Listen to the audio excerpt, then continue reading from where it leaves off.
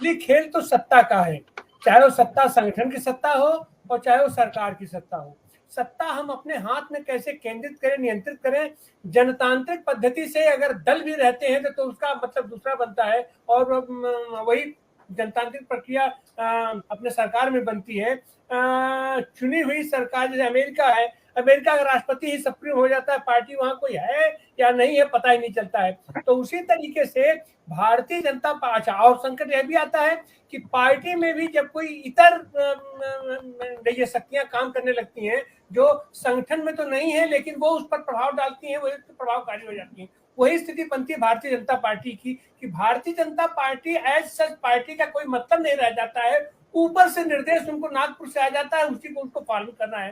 तो ये तो पार्टियां जनतांत्रिक खाली लबादा ओढ़े हुए हैं। सच बात यह है कि उनका नियंत्रण उनके हाथ में नहीं है, और यही परिणाम ये हुआ कि सत्ता में जाने के लिए सब लोग लालायित रहते हैं नहीं है, क्योंकि असली मलाई तो सत्ता में रहती है। पार्टी में भी जो पार्टी सत्ता में नहीं रहती है तो वो लोग ये पार्टी के अंदर सत्ता में अपना रहने के लिए तमाम छल छल जितना भी होता है अपना लोग करते रहते हैं। तो इन संदर्भों में अभी ये जो लड़ाई शुरू हुई है खास करके उत्तर प्रदेश से भारतीय जनता पार्टी से, ये लड़ाई तो पहले भी चला करती थी, कम्युनिस्ट पार्टियों की अभी बात हो रही है। तो कम्युनिस्ट पार्टियों में भी लोग कोशिश ये करते हैं कि कम्युनिस्ट पार्टियों में महासचिव के हाथ में सब पावर होता है। तो महासचिव, अभी अरविंद जी ने बताया कि अमूमन होता है कि पार्टी का ही महासचिव ये सरकार का भी सुप्रीम अथॉरिटी हो जाता है, तो उसको ताल में बैठाने में आसान हो जाता है। यही स्थितियां और पार्टियों की होती है कि पार्टी अध्यक्ष जो होता है या जो व्यक्ति केंद्रित पार्टियां हैं, व्यक्ति केंद्रित पार्टियां अपने हिसाब से ही अपना पूरा अपना ढांचा बनाती हैं, अपना पार्टी बनाते हैं। कोई जनतांत्रिक प्रक्रिया नहीं है, कोई नीचे चुनाव नहीं होता है, सब मनोनयन होता है खाली। तो ऐसी स्थिति में यह जो स्थिति बनी है, थोड़ा बहुत डेमोक्रेटिक प्रोसेस अख्तियार करती थी ये भारतीय जनता पार्टी भी पूर्ण रूप से तो ये जनतांत्रिक है नहीं, लेकिन अभी यह जो सैद्धांतिक चर्चा एक तरीके से ये मौर्य उठाए हैं, तो इस संदर्भ में आने वाले दिनों में आप इसका क्या प्रभाव देखते हैं? आपकी भी पार्टी कहीं न कहीं से उसी की शिकार है, निशिकांत महापात्रा जी। आनंद जी, जब हम सत्ता और संगठन के बात करते हैं तो दो चीज को हमको थोड़ा ध्यान में रखना पड़ेगा। पहले कि संगठन जो बना है उसका बेसिस क्या है, कि भाई संगठन किस आधार पे बना है। व्यक्ति के आधार पे बना है, मतलब कुछ लोग मिलके संगठन शुरू हुआ कुछ आंदोलन से, जैसे हमारा संगठन बना, या कुछ विचार के आंदोलन से जन्मा है, जैसे लेफ्ट मूवमेंट्स का ज्यादातर है, पहले विचार उसका बाद संगठन। तो उससे काफी फर्क पड़ता है कि संगठन का क्या रोल रहेगा।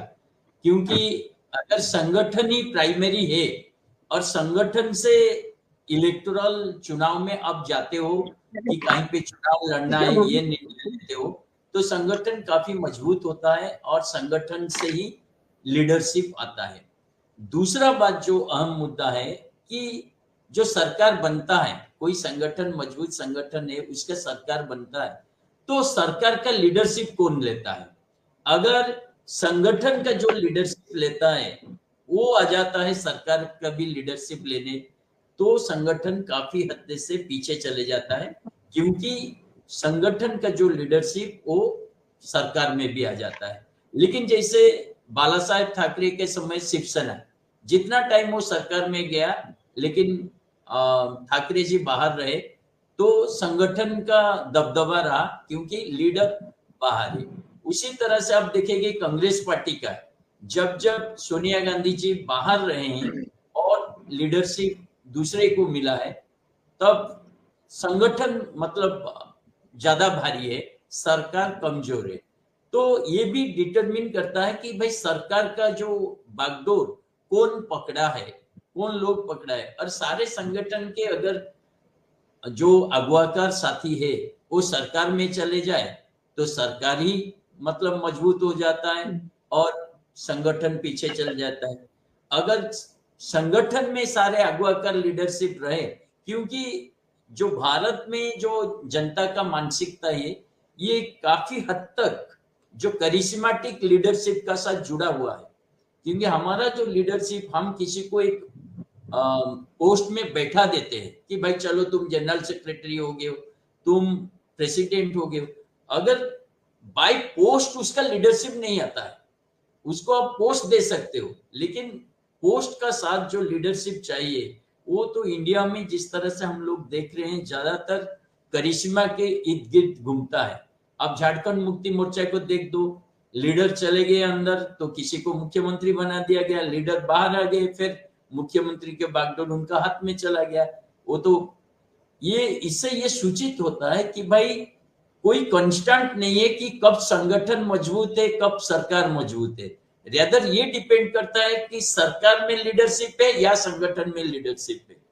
क्योंकि कहीं पे भी आप अगर एक संगठन का जो काफी मजबूत लीडरशिप है उनको अगर सरकार में आप ले लेते हो तो सरकार ही डिक्टेट करता है। जैसे भारतीय जनता पार्टी को हम बोलते हैं कैडर बेस्ड पार्टी, लेकिन कहाँ गया है उसका कैडर? कोई मुद्दा नहीं, कुछ नहीं। अब की बार मोदी सरकार, मोदी का नाम में इलेक्शन, हारे तो मोदी, जीते तो मोदी। तो ये जो चीज, पंचायत का चुनाव भी ये मोदी का नाम से लड़ लेते हैं, म्युनिसिपैलिटी का चुनाव भी मोदी का नाम से लड़ना शुरू कर लेते हैं। तो आपको अगर एक लीडर का मान्यता के आधार पर चुनाव लड़ना है, जीतना है, तो आपके सारे जो आइडियोलॉजिकल स्टैंडिंग है, जो पॉलिसीज है, प्रोग्राम से पार्टी का, वो तो पीछे चल जाता है। क्योंकि इलेक्टोरल पॉलिटिक्स में इलेक्शन जीतना अब सबसे बड़ी मुद्दा हो गया है। तो इसीलिए संगठन को जिस विचार से हम लोग देखते हैं कि भाई आइडियोलॉजिकल परसुएट करेगा, रचनात्मक काम करेगा, आंदोलन भी करेगा, नया लीडरशिप पैदा करेगा, और ज्यादातर पार्टी में तो लीडरशिप पैदा होने से ज्यादा इंपोर्ट होना शुरू हो गया।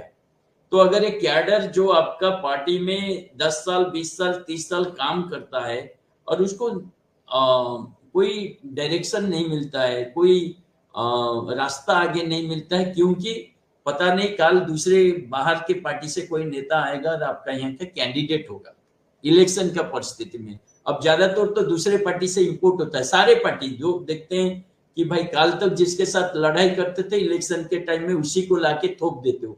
तो कहीं पे थोड़ा ऑर्गेनाइजेशनल एंड आइडियोलॉजिकल स्टैंडिंग का जो डाइल्यूशन है, जो नरमी उसमें दिखा है, उसी के कारण ही मुझे तो लगता है पिछले 10 साल 15 साल अगर देखा जाए इंडिया में तो व्यक्तिवाद ही चल रहा है। सारे संगठन में मुद्दे के इशू पर कम बात होता है और व्यक्ति के इशू पर ज्यादा बात होता है। ये कटिंग एक्रॉस पार्टी लाइन। तो ये एक टाइम है जहां पे ऑर्गेनाइजेशंस काफी स्ट्रगल कर रहे हैं, लेकिन ऑर्गेनाइजेशन लॉन्ग टर्म का काम है। ऑर्गेनाइजेशन आपको बिल्डअप करना पड़ेगा, आपको आइडियोलॉजिकली आपका कैडर तैयार करना पड़ेगा, अदरवाइज आप हवा जिस तरफ होगा आप ही उसी तरफ होंगे और आपका कोई स्टैंडिंग नहीं रहेगा। और इंडियन पॉलिटिक्स में अब लोग अपना इंडिपेंडेंट स्टैंडिंग के साथ कम दिखते हैं। इसका कारण है कि संगठन पर सरकार की हावी होना, और सरकार इसलिए हावी होता है क्योंकि संगठन के सारे लीडरशिप सरकार में है। तो जहां पे हम देखते हैं कि अगर संगठन का लीडरशिप जो है वो सरकार में नहीं जाता है तो संगठन मजबूत, अगर संगठन का लीडरशिप सरकार में चला जाता है तो सरकार मजबूत। तो मुझे लगता है ये पूरा एक डायनेमिक्स चल रहा है, कब संगठन का पगड़ा भारी रहता है, कब सरकार का, और ये कोई स्थायी स्थिति नहीं है। इस पर कोई कमेंट आप नहीं कर सकते हैं कि किसी भी हालत में संगठन मजबूत रहेगा, क्योंकि इंडिया में ज्यादातर जो लीडरशिप उसको करिश्मेटिक वे में देखा जाता है। भाई ये आ गया, इतना लोग आ गए, इनके लिए हम जीत गए।